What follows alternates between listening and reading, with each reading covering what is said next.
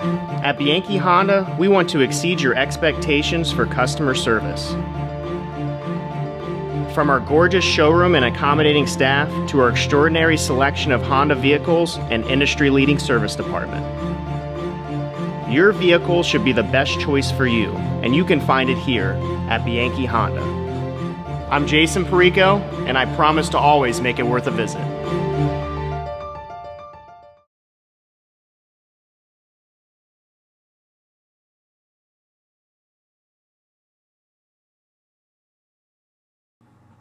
Welcome back into the Sports Blitz. Time now for the Gannon Golden Knights Coaches Show. He is the head coach, Brad Rzyczycki. Coach, what's up, man?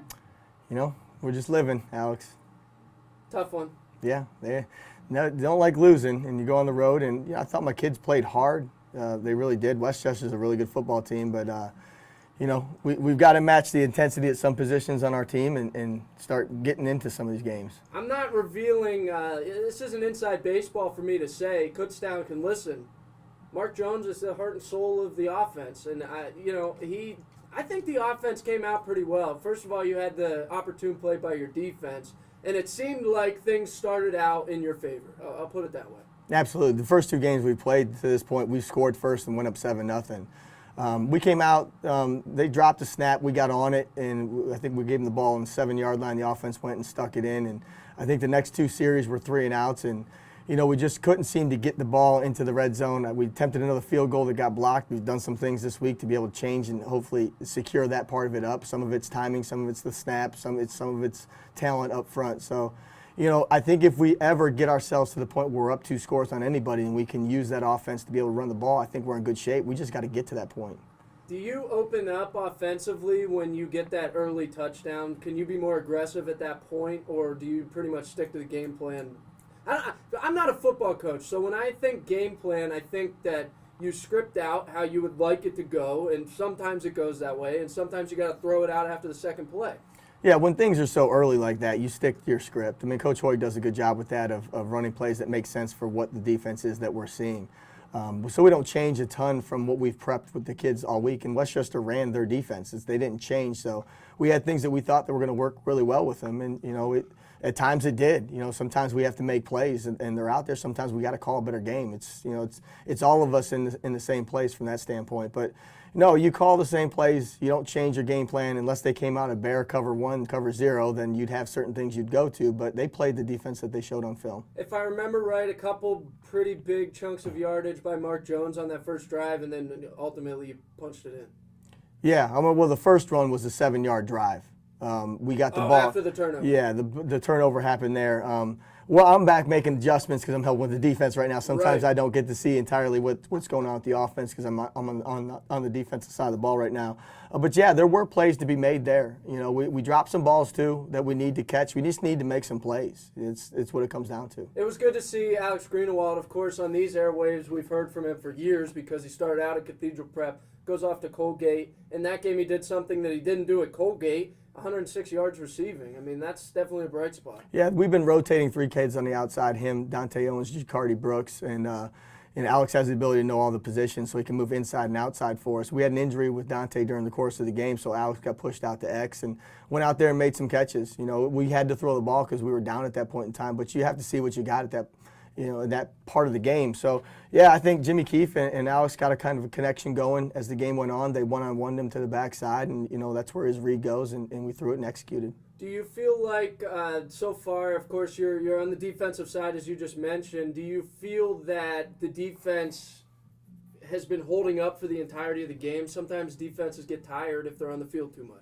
No, I think, I don't know that we've been on the field too long. I mean, we ran more offensive plays than Westchester. Our Achilles heel is the big play.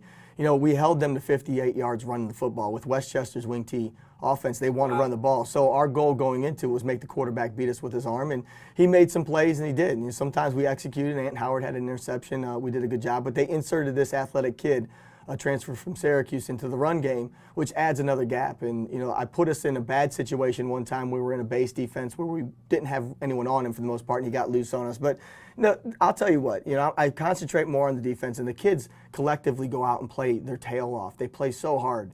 And that's what you're looking for as a coach, because we've got to figure it out schematically in some areas, and you have to make some movement changes with personnel. But my kids go play hard. People are going to know that they're in a battle when they're on the field. It got interesting to me. Football is cyclical, so you see certain trends pop up like the Wildcat. Everybody thought the Wildcat, after the Dolphins used it to beat the Pats, they thought it was going to take over football. At some college schools, mainly right now, you see the triple option, you see these speed options, run-pass options, things like that. I love seeing the wing T used. I love seeing, we saw a high school football team in Central Catholic the other day. They're running a straight I formation an entire half. Offset I, we run it up the middle with the fullback, then the halfback, then the quarterback's going to take it. How has football changed? And isn't it funny that some things just remain in there? Yeah, so the Westchester is more of a modern age wing T, where they're actually in pistol and shotgun running it.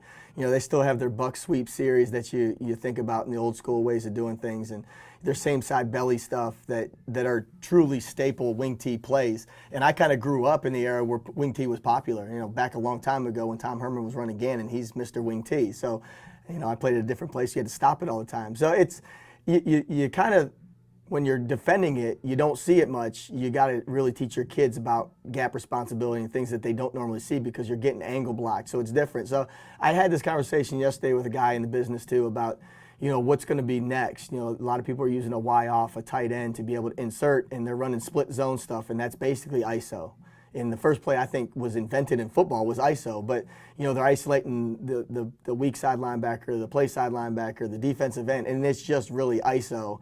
And that's the modern way of doing football. And it's really, to be honest with you, Alex, throwback, because but it's modernized because it's in shotgun or pistol. Right. So it's all reciprocal, and it seems whoever gets to that point where they figure it out first and they're different than what everyone else is doing gives people problems, because you got to get good when you see something over and over. It's when you get that new offense, that wing T offense, that you really got to focus in on that week of practice. I'm interested as a defensive coordinator how you allocate the time, because you got to teach your defense, but then you also need them to do some things that Westchester's doing throughout the week to prepare the offense. Is that fair to say? Yeah, I tell you what, we have a scout team, so we have freshmen and some older kids too, that they take their time in practice to go down and run someone else's scheme. And actually, the defensive scouts are in with Coach Hoig during his offensive meetings and vice versa, so that they know the scheme they're doing. Our scout team has done phenomenal. The freshman class that we've brought in this year, from an ability standpoint, it's going to be extremely good. But it is a high-character bunch of kids that go out there and just grind it out and give the best look.